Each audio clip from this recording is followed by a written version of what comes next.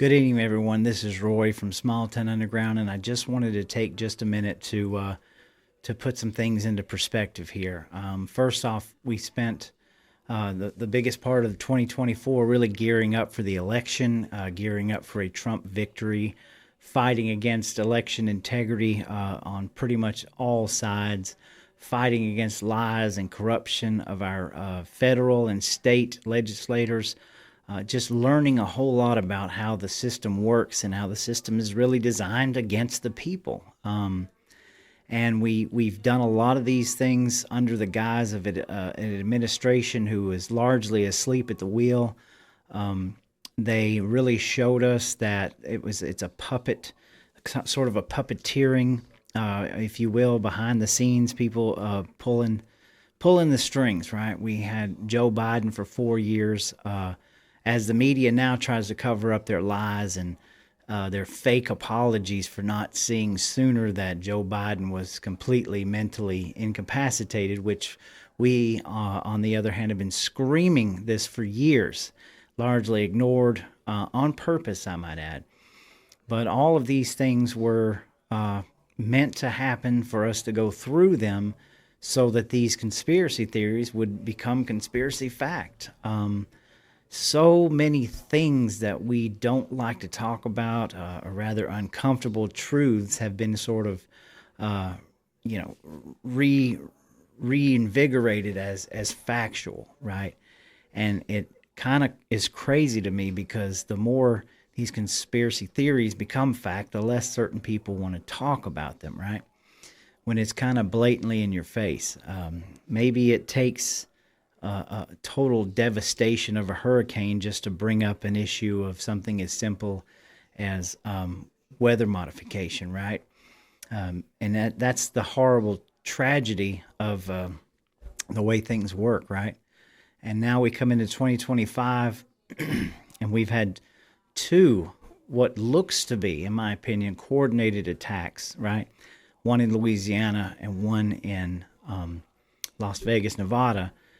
Both very similar, but as we unravel the details of what's happened and what kind of people these were, they send clear messages where they're bringing back terrorism using ISIS, of course, and a clear message using a Tesla truck and blowing it up in front of Trump Tower. Both of these are tragedies, of course, and we have lives lost, which we continue to pray for. But make no mistake, I've covered this quite a bit on the show where I remain hopeful for the future.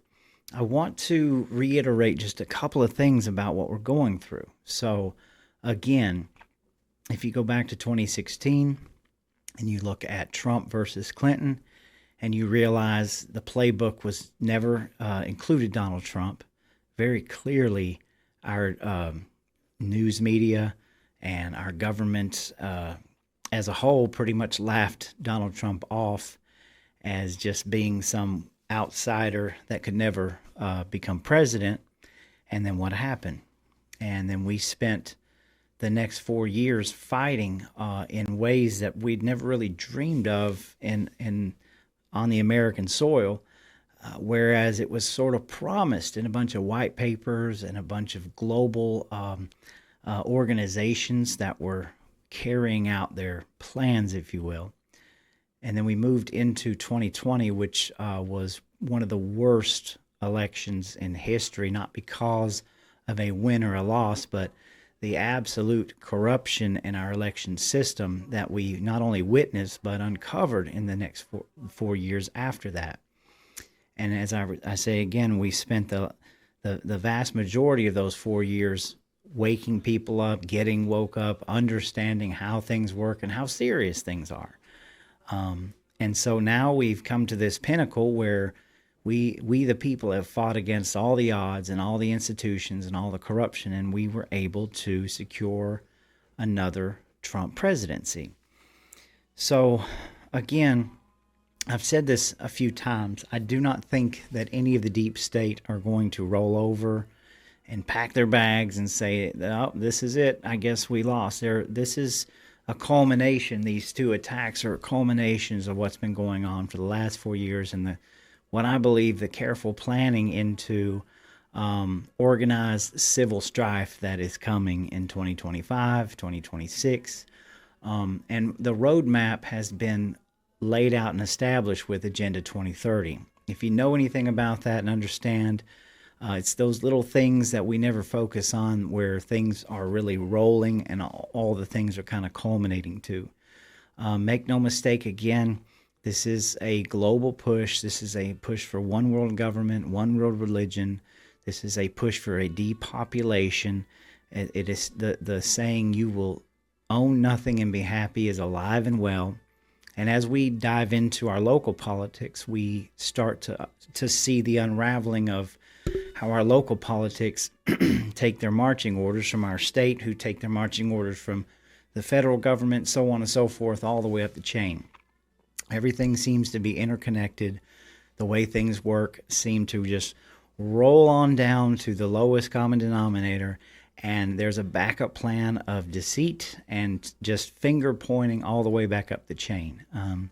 And we are spending quite a bit of time trying to end that, trying to bring people in that are not part of that system, just like Donald Trump, right? We're trying to bring people into the fold that are not connected in ways that they can be compromised, right? So as we move into 2025, I'd just like to say that you need to have situational awareness at all times, because if you have to remember back in history, now is the time where they are going to start bringing their actors out in the cities and bringing their or coordinating their attacks all over the place. I believe, in my opinion, that these two attacks are related, go way higher up than just two people that just decided to take fate into their own hands. And I believe that we've been set up for the last 4 years with open, porous borders in order to bring people in, these networks and cells that are fully capable of doing things very terrible all over this nation that we, the people, probably won't see coming, right? And they have the means and the power to do it. And it rings true that your FBI and your CIA have been investigating the parent-teacher meetings from the schools and looking into all things that are just a joke. They've not been focusing on any of these. They've been turning a blind eye mostly to anything of real relevance and substance, because we are in the midst of a culture war. And make no mistake, this time I believe we'll see things a lot more brazen, a lot more in your face, and just be ready for it. Be ready for whatever may come down the pipeline. I know that we cannot plan for everything, and we definitely can't live under a rock or in a bubble. But have no fear. Don't let these things freak you out to the point of where you just are scared. That's what they want you to be, is scared. And just go back and remember the way things were. Remember the last 8 years. And if you can kind of put this in your head, you'll realize this is all part of a playbook that has been well documented, well established, and they're just playing the game. So my hope and my prayers are with you as we continue into 2025 and we focus on the truth. We focus on the things that matter around us in our community, because we cannot change things overnight. It's very incremental, and it takes everybody participating and understanding where things need to be and not being scared to use your power of your vote and use the power of your voice and always speak truth into the ether.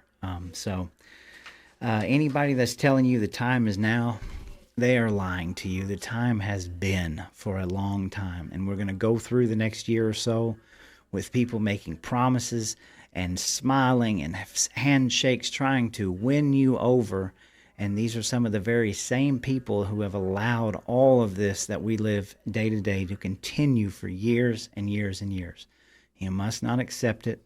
You must not even give them the time of your day, because We are dealing with liars and bought and paid for corrupted individuals.